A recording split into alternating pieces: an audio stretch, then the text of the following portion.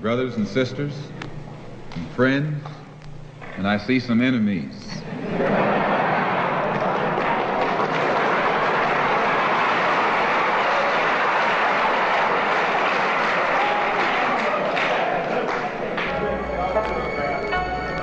In fact, I think we'd be fooling ourselves if we had an audience this large and didn't realize that there were some enemies present.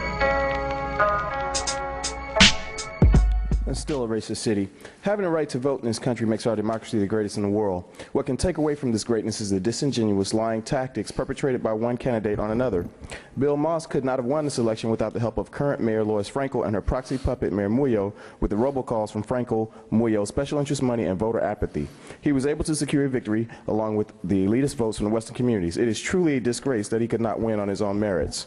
Mr. Moss and others went on to lie and say that the sugar industry was financing his opponent's campaign to further their own political ambitions. The sugar industry did not need Mr. Dodger Arp in order to get anything they need. Most of what the sugar industry needs is on county lands and has nothing to do with the city of West Palm Beach. This was disgraceful, disgusting lie, which is expected from the city of West Palm Beach politicians. There's absolutely no excuse, no justification, no rationalization for this kind of rhetoric. It doesn't even belong in fiction.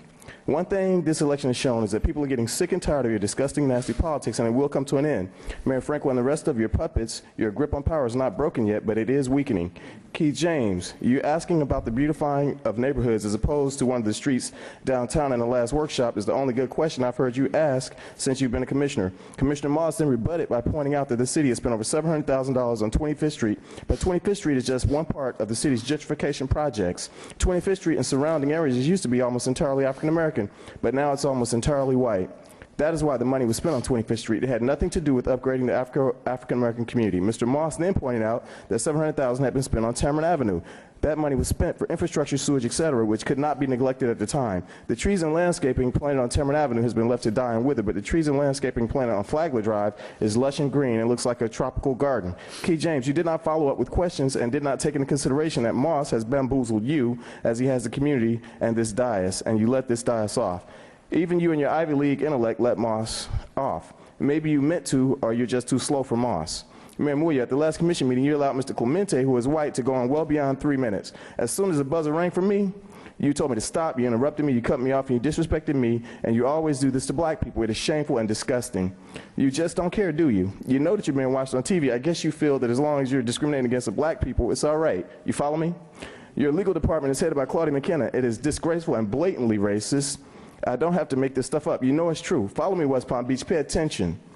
They continue to terminate black employees and white ones who tell the truth about racism in the city.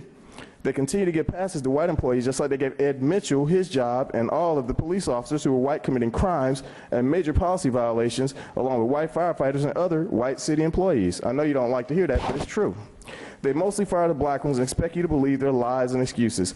Ed, you're not a heart surgeon. You make too much money, and we're not going to stop until you leave. You need to leave. Your time is up, Ed. Claudia McKenna needs to go. Mayor, you really need to get rid of some of these people. The city is in decline, it's falling, and it's going to continue to fall until you make some changes. Thank you. Thank you.